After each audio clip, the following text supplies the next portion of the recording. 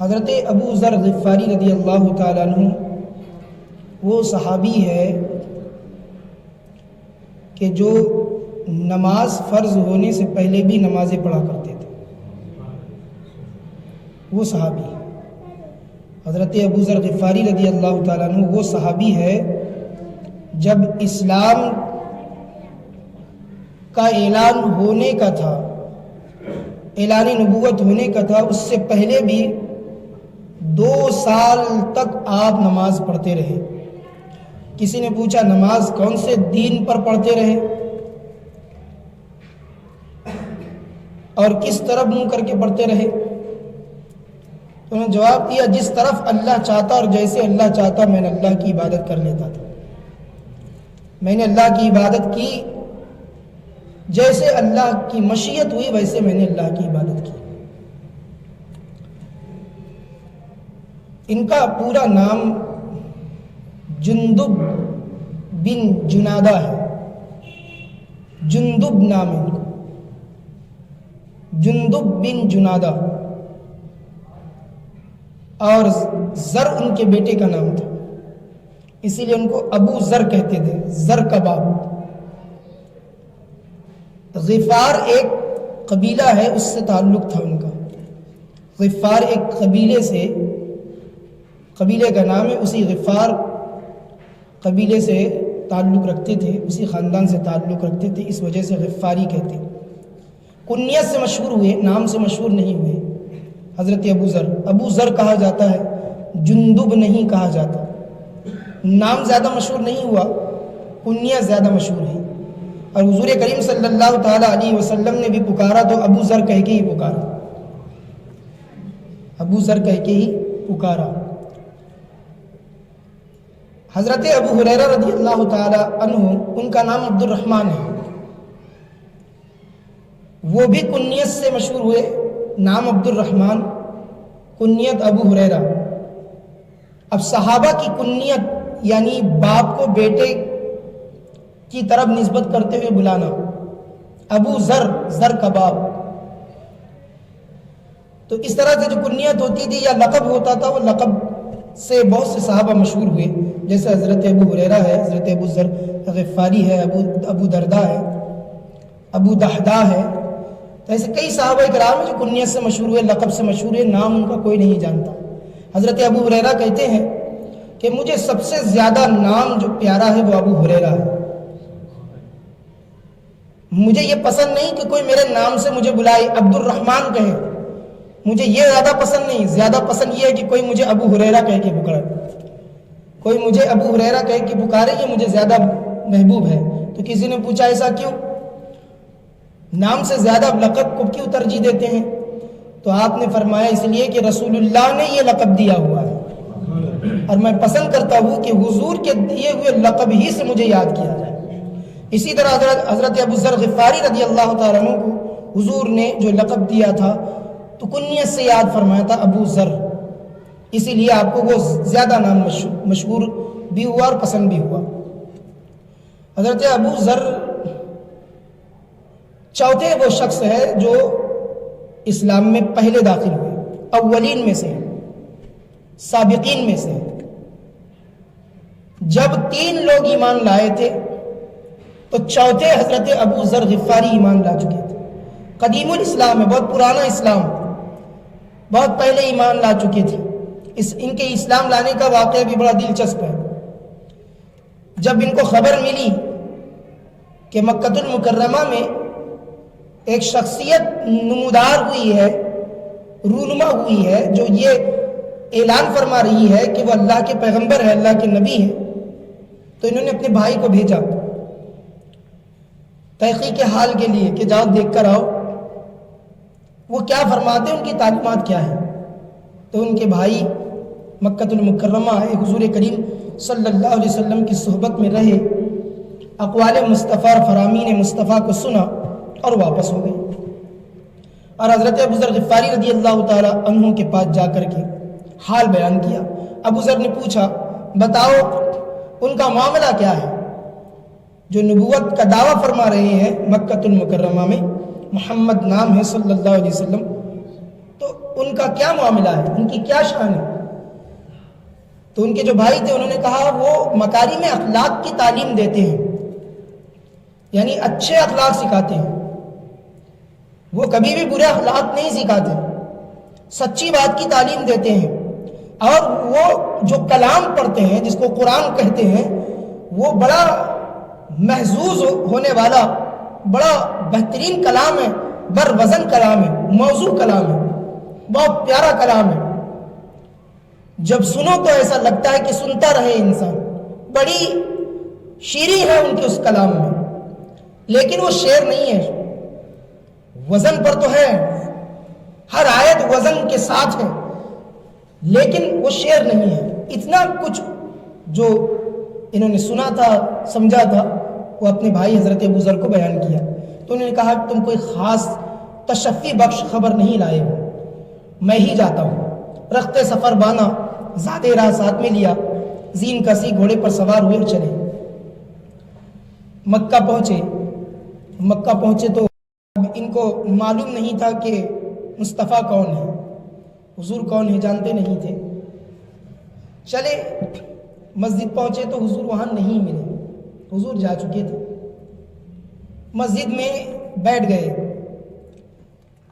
تو کچھ دیر بعد لیٹ گئے، حضرت علی تشریف لائے۔ حضرت علی آئے، دیکھا کوئی مسجد میں ہے اور حالت سے ایسا لگتا ہے کہ مسافر ہے، اور حالت یہ بھی بتا رہی ہے کہ مسافر بھی ہے اور غریب بھی ہے، شاید ان کے پاس کھانے پینے کو زیادہ کچھ سامان نہیں ہے۔ آپ نے انہیں اٹھایا، ڈر کہا چلو،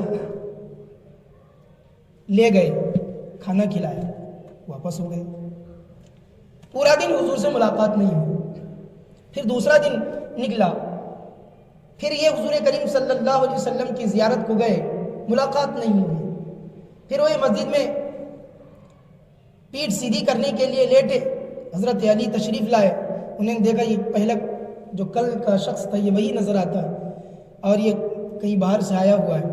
آپ نے انہیں اٹھایا، اٹھا کر کے لے گئے، کھانا کھلایا، پھر واپس ہوئے۔ 3 دن تک یہی معاملہ چلتا رہا۔ تیسرے دن جب دونوں میں کوئی گفتگو بھی نہیں ہوئی، حضرت علی ان کو کھانا کھلاتے واپس ہو جاتے، اور یہ اپنے دل کی بات بتانے ڈرتے، کیونکہ ابتدائی اسلام تھا، اگر اسلام ظاہر کرتے تو مشرکین خون کے پیاسے تھے، وہ حملہ کرتے، وہ تکلیفیں دیتے، مارتے، اس لیے صحابہ اپنا اسلام چھپاتے تھے۔ اور حضور کریم صلی اللہ علیہ وسلم سے ملنے کی، ملاقات کرنے کی جو ہے ممانعت بھی تھی دشمنوں کی طرف سے، معلوم پڑ جاتا تو اس کو تکلیف دینے لگتے تھے۔ تو انہوں نے اپنا راز اپنے دل میں رکھا۔ تیسرا دن ہوا، رہا نہیں گیا، حضرت علی نے پوچھ لیا، کہا بھائی تم 3 دن سے یہاں ہو اور مسجد میں نظر آتے ہو، آخر تمہیں تلاش کس کی ہے، کیا بات ہے؟ تو حضرت ابو ذر زبان حال سے کہنے لگے، تلاش تو اس محبوب کی ہے جو یہاں جلوہ فرما ہے، تلاش تو انہی مائے خبا کی ہے، آفتاب رسالت ہی کی تلاش ہے۔ کہا کہ ایسا ہے کہ آپ وعدہ کرو کہ آپ کسی کو نہیں بتاؤ گے، تو میں آپ کو بتاتا ہوں اپنے دل کا راز۔ حضرت علی نے وعدہ فرمایا، ٹھیک ہے بھائی، میں کسی کو نہیں بتاؤں گا، آپ بتائیں کس مقصد سے یہاں آئے ہیں مکہ۔ اللہ کے رسول صلی اللہ تعالیٰ علیہ وسلم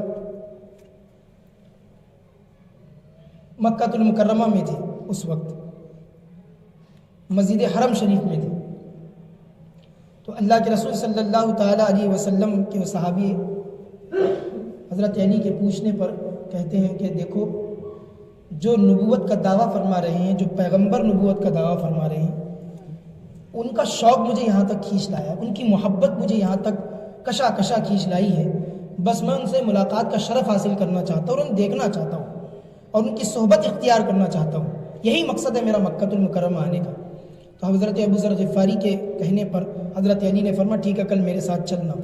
صبح ہوئی تیسرا دن، تو تیسرے دن حضرت علی رضی اللہ تعالیٰ عنہ نے اپنے ساتھ انہیں لے کر گیا۔ حضور حرم شریف میں تشریف فرما تھے، جب حضور کو دیکھا تو دیوانہ وار حضور کے قدموں پہ گر پڑے اور عرض کیا، حضور کلمہ طیب لا الہ الا اللہ محمد الرسول اللہ پڑھا دیجیے۔ تو حضور نے انہیں کلمہ پڑھایا، اسلام لایا، کلمہ پڑھ لیا۔ اس کے بعد میں اب حضور نے فرمایا ابھی تو اپنے گاؤں چلے جاؤ، اور جب ہمارا معاملہ غالب ہو جائے گا، جب معاملہ غالب ہو جائے گا، اسلام غالب ہو جائے گا اور ہماری طرف سے اشارہ ملے گا تب آنا، ابھی گاؤں چلے جاؤ۔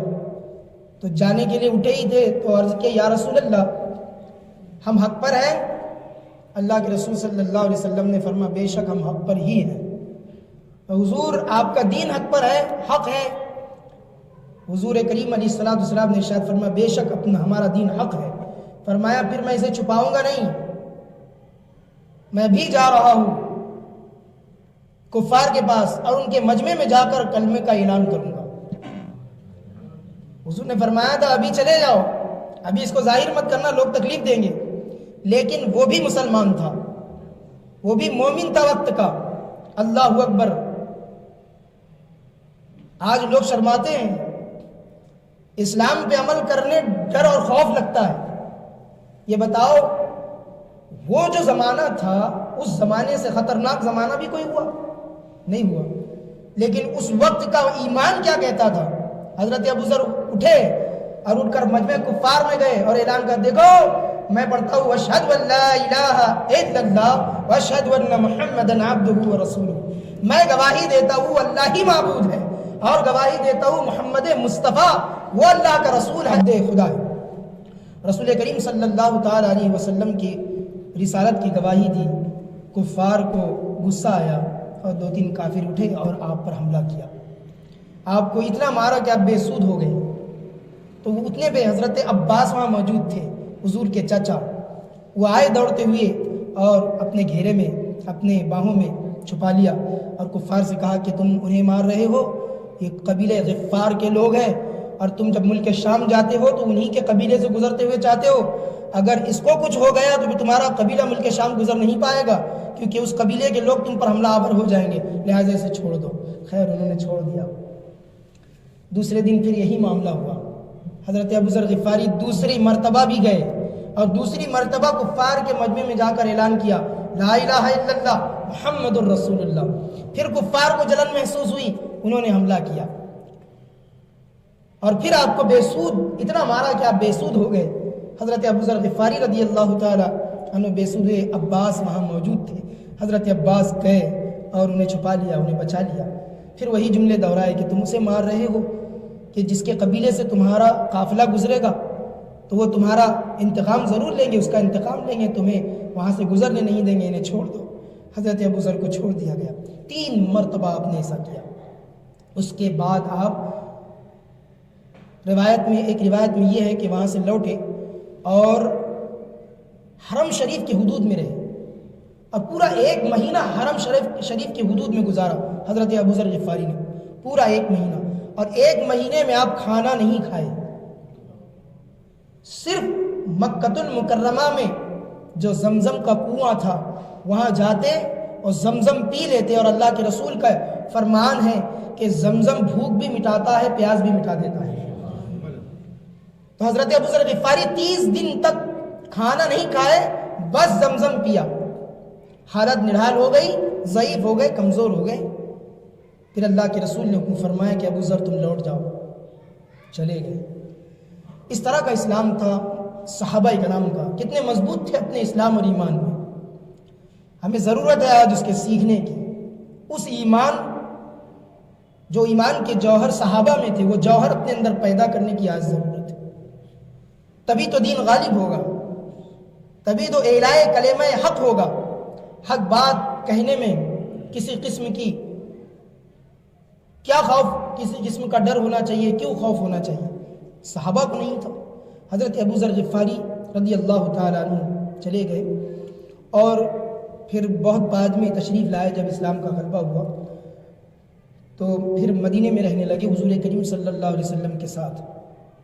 حضرت ابو ذر غفاری رضی اللہ تعالیٰ عنہ جب مدینے میں رہتے تھے تو ایک مرتبہ غزوہ تبوک کے لیے جانا تھا، جنگ کے لیے تیاریاں ہو رہی تھی، سب تیار ہو گئے، لشکر اسلام تیار ہو کر اب بڑھنا ہے، راستے پر لگنا ہے، راستے پر لگ گیا تو کچھ لوگوں نے عرض کیا یا رسول اللہ ایک آدمی نہیں آیا ہے جنگ میں۔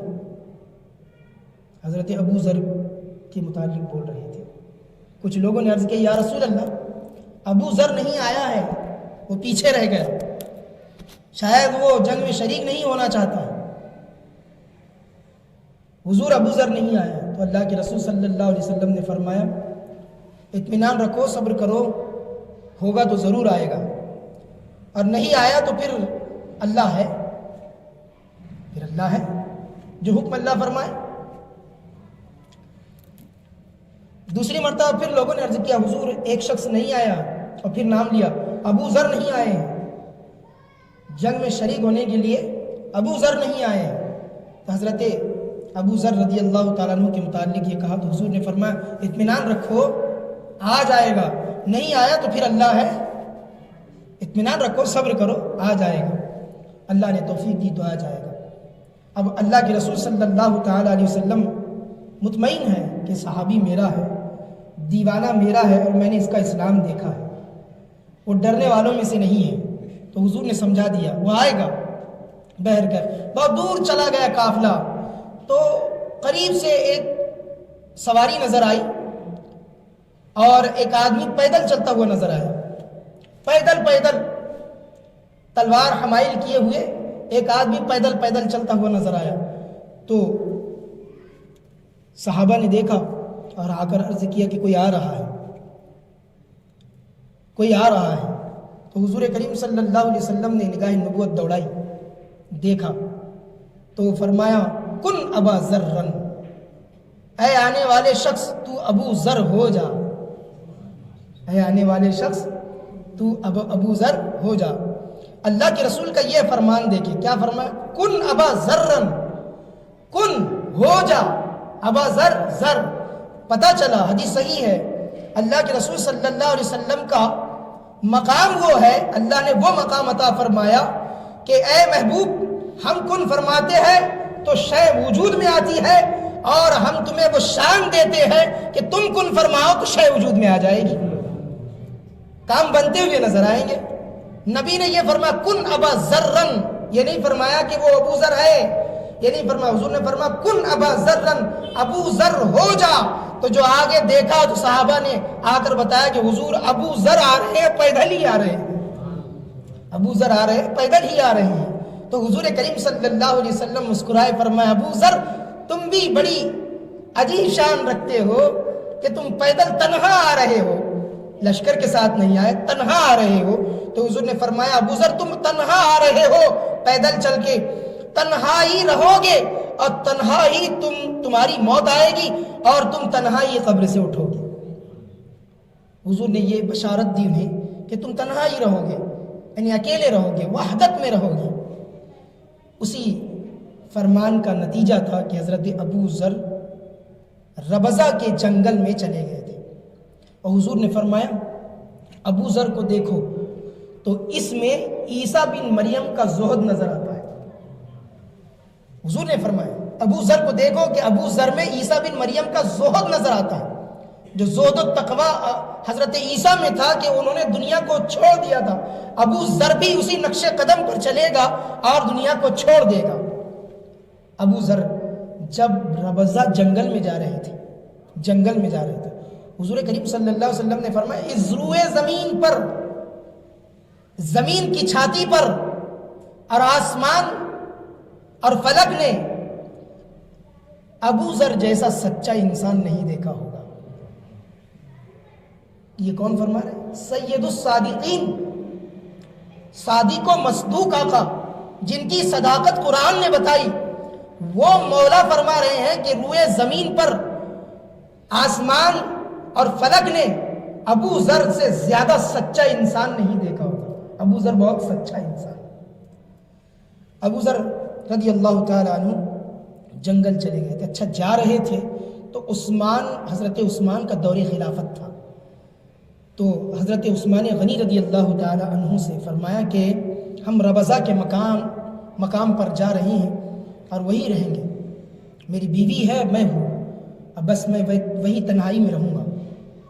تو حضرت عثمان غنی رضی اللہ تعالیٰ عنہ جانتے تھے کہ قدیم الاسلام ہے اور چوتھے شخص ہیں اسلام لانے والے, ان کی قدر اور ان کی شان بڑی ہے. فرمایا ٹھیک ہے تم چلے جاؤ, ہم کچھ بکریاں بھیج دیں گے, ہم کچھ بکریاں بھیج دیں گے, وہ تمہاری ملکیت ہوگی, تم اس کا دودھ روز پیتے جانا اور اپنا گزارا کرتے جانا. تو حضرت ابو ذر نے فرمایا اے خلیفہ مسلمین عثمان, آپ کی دنیا آپ کو مبارک, مجھے اپنی تنہائی مبارک, مجھے کسی کی ضرورت نہیں ہے. ایک صحابی آئے, انہوں نے 300 درہم آپ کو دینا چاہا کہ آپ رکھ لیں, جن کا نام حبیب تھا. وہ آئے اور حضرت ابو ذر کو 300 درہم دینا چاہا کہ آپ ربضہ کے جنگل میں جا رہے ہیں, وہاں رہیں گے, اکیلے رہیں گے, 300 درہم خرچ کیجیے گا. آپ نے فرمایا یہ تمہاری دنیا تمہیں کو مبارک, میں تو ایسے راستے کا راہی ہوں کہ مجھے دولت کی ضرورت نہیں ہے, جو دولت چاہیے تھی وہ رسول اللہ نے عطا فرما دی ہے, جو دولت چاہیے تھی وہ مصطفیٰ سے مل چکی ہے, اب کسی دوسری دولت کی تلاش میں نہیں ہوں اور نہ اس کی مجھے خواہش ہے. چلے گئے ربضہ جنگل, چلے گئے حضرت ابو ذر, اب وہی رہنے لگے. اور کیا کھاتے تھے, آپ کا کھانا کیا تھا؟ دودھ پی لیا کرتے تھے بکریوں کا, چند بکریاں ساتھ خود لے کر گئے تھے, دودھ پی لیتے تھے, صبح شام دودھ پر گزارا ہے, کچھ کھجوریں ہیں مل جاتی تو کھا لیتے ہیں. ایسے ہی غربت کی زندگی بسر فرمائی. اور فرمایا جاتا ہے درویشی وہیں سے چلی. حضرت ابو ذر غفاری رضی اللہ تعالی عنہ انہی کی بارگاہ سے اور اصحاب صفہ ان کی بارگاہ سے یہ درویشی چلی, فقر و درویشی چلی, جس کو فقر کہتے ہیں. بزرگان دین اور اولیاء کامل جسے فقر کہتے ہیں, درویشی کہتے ہیں, تو وہیں سے چلی. حضرت ابو ذر بڑے درویش, بڑے عظیم شان صاحب فقر تھے, صاحب ولایت عظیمہ تھے. ابو ذر غفاری رضی اللہ تعالیٰ عنہ اب وہاں بسر کر رہے, اپنی زندگی بسر کرتے کرتے اب ان کے وصال کا وقت آیا. جب ان کے وصال کا وقت آیا تو ان کے پاس اپنے کفن کے لیے بھی کپڑا نہیں تھا. حضرت ابو ذر غفاری کا وصال کا وقت آیا تو ان کے اپنے کفن کے لیے بھی ان کے پاس ایک کپڑا بھی نہیں تھا. بیمار ہو گئے اور ان کی عیادت میں ان کی نیک خاتون بیوی تھی. آج کی بیوی ہو تو ہائے ہلہ مچا دے کہ جب تمہارے پاس دولت تھی ہی نہیں تو شادی کیوں کر لی تھی, جب تمہارے پاس تھا نہیں تو پہلے جمع کرنا تھا, بعد میں میرا رشتہ مانگنا تھا. قربان جاؤ اس دور کی خواتین اور اس دور کی عورتوں پر اللہ کی قسم, پوری زندگی جنگل میں بکریوں کے دودھ اور چند کھجوروں پر گزار دی اس عورت نے, لیکن لفظ شکوہ زبان پہ نہیں لایا. اور جب بیمار ہو گیا اپنا شوہر تو بیمار شوہر کو چھوڑ کر تانا دے کر نہیں گئی, بلکہ ان کی خدمت میں رہی اور ان کی عیادت کرتی رہی. حضرت ابو ذر غفاری کی بیوی حضرت ابو ذر غفاری رضی اللہ تعالیٰ عنہ کی عیادت کرتی رہی. اور جب وقت مرگ قریب آیا, بہت زیادہ کمزور ہو گئے اور بچنے کی امید نہ رہی, تو رونے لگی اور رو کر کے اپنے شوہر سے باتیں کرنے لگی. تو حضرت ابو ذر نے ڈبڈبائی ہوئی آنکھوں سے ان کی طرف دیکھا اور دیکھ کر فرمایا خاتون تم بہت نیک خاتون ہو, تم نے غربت اور فقر و درویشی میں میرا ساتھ دیا اور پوری زندگی بغیر عیش کے مجھ غریب کے ساتھ میں تم نے اچھی طرح بسر کر لی, تمہارے لیے کامیابی ہے, تم روتے کیوں ہو, کیا بات ہے؟ عرض کرتی ہے کہ بات کچھ نہیں ستاتی, بس بات یہ کھٹک رہی ہے کہ آپ قریب المرگ ہیں, وصال آپ کا قریب, انتقال آپ کا قریب ہے. کوئی ڈاکٹر حکیم کو نہیں بلا سکتی میں جا کر, میرے پاس وہ اسباب نہیں ہیں.